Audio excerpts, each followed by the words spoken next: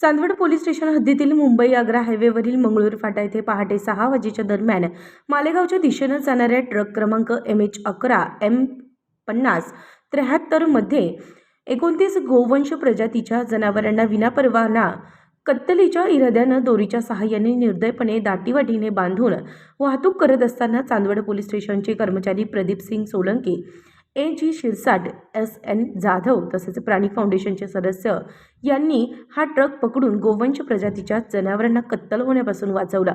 हा ट्रक चालक आणि त्याच्या साथीदारांविरुद्ध चांदवड पोलीस स्टेशनमध्ये गुन्हा नोंदवण्यात आला। यावेळी ट्रकसह एकूण 4,15,000 रुपये किमतीचा मुद्देमाल जप्त करण्यात आला आहे। चांदवड पोलीस स्टेशनतर्फे पोलीस निरीक्षक कैलास वाघ यांच्या आदेशान्वये पुढील तपास सुरू आहे।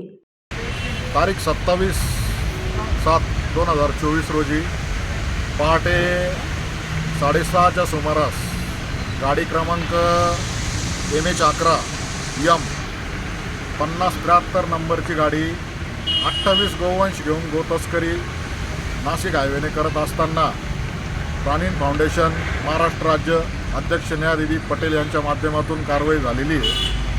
चांदवड शहरामध्ये मंगळूर फाटा येथे गाडी पकडण्यात गोरक्षकांना यश आलं आहे।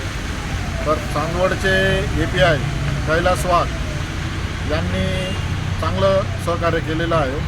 गाडी चांदवड शहर पोलीस स्टेशन येथे कारवाई करून जमा करण्यात आली। उत्तर महाराष्ट्र न्यूज नेटवर्कसाठी धनंजय पाटील, चांदवड।